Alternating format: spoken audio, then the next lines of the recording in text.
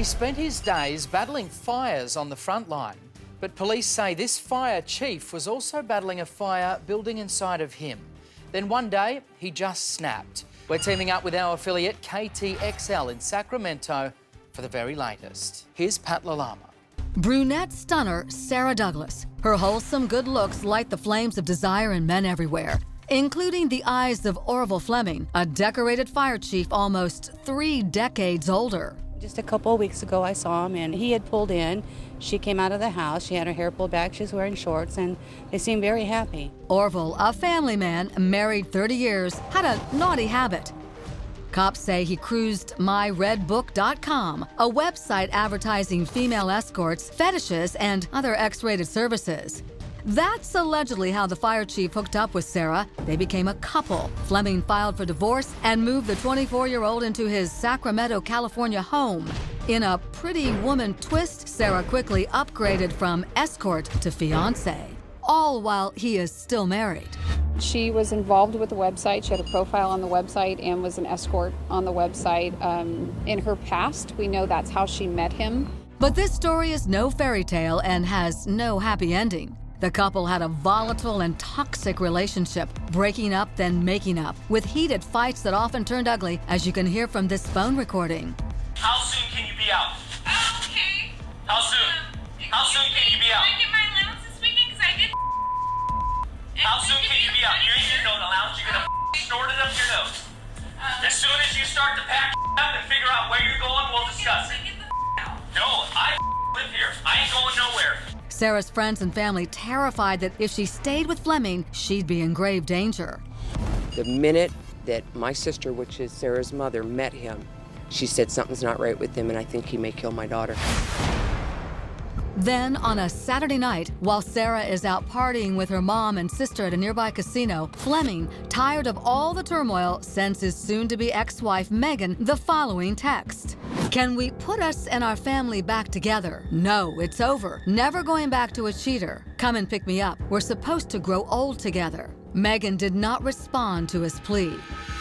Then, just before midnight, Sara comes home, and the tortured couple has a fight to end all fights. She tried to leave him. On Monday, she packed her stuff, and then I guess there was some type of altercation.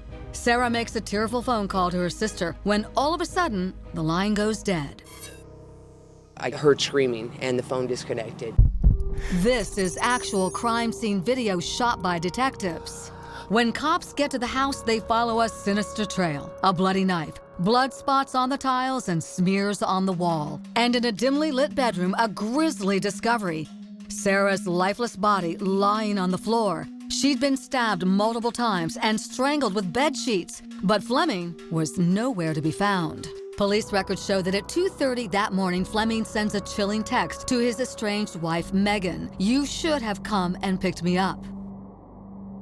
This person is responsible, we believe, for the murder of another individual, and it's not just a murder. It was a very brutal and violent attack. An all-points bulletin goes out for the capture and arrest of Fleming, but finding the 24-year veteran of the fire department would be tricky. Fleming had survivalist skills and a familiarity with the Sierra Nevada region close to where he lived. I understand he has a lot of guns. He's a fire chief. And that's not all.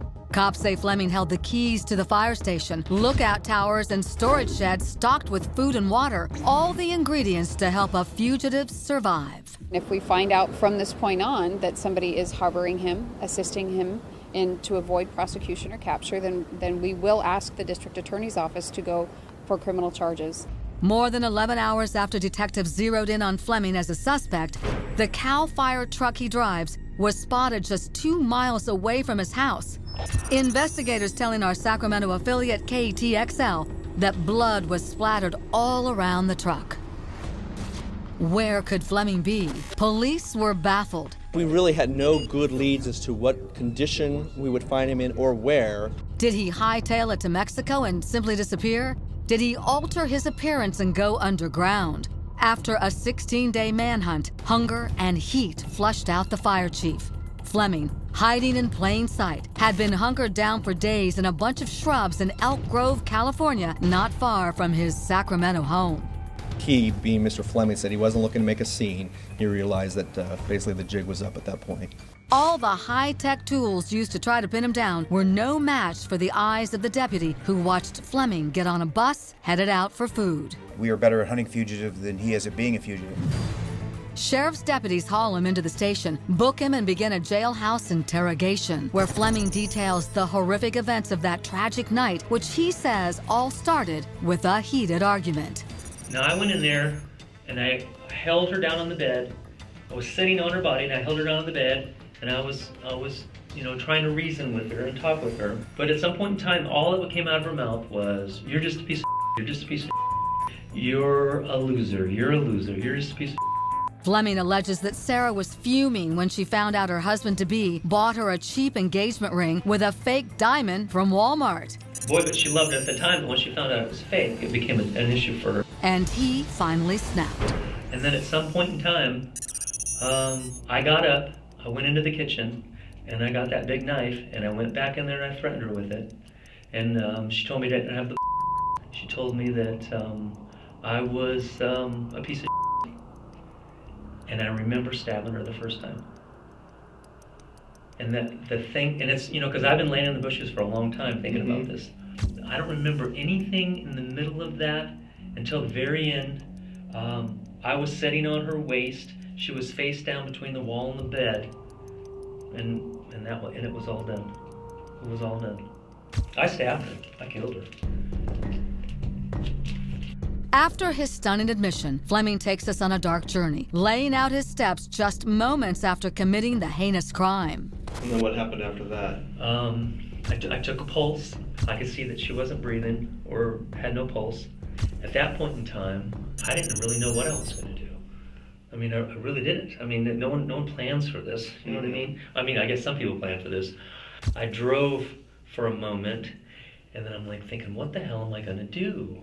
What he tried to do is kill himself 3 times that night by attempting to slit his wrists, by filling his garage with carbon monoxide, and by getting hit by a train.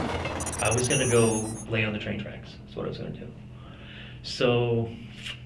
And what? Wait for a train to come by? Oh, yes. As a method to kill yourself? Oh, yeah. Okay. Yeah. That astonishing jailhouse confession sealed Fleming's fate.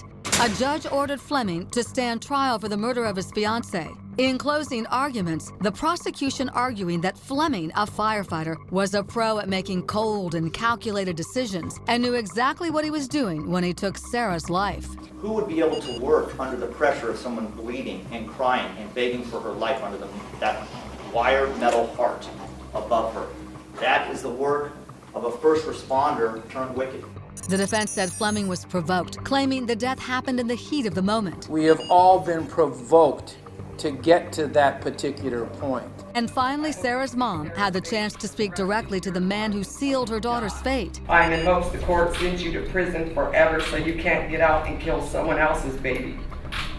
It took a jury less than 3 days to deliberate whether the crime was manslaughter, first, or second-degree murder. Guilty of the crime, second-degree murder of Sarah June Douglas. Fleming, stoic and emotionless, hearing the verdict, Sara's family overjoyed. Yes. Sara's mom grateful that after a year, the family finally has relief. My baby can rest. My baby can rest. He cannot hurt nobody. In the end, Orville Fleming will have plenty of time to think about what he did that night. He's sentenced to 16 years to life in prison after his fiery temper led to the murder of his beautiful fiancée.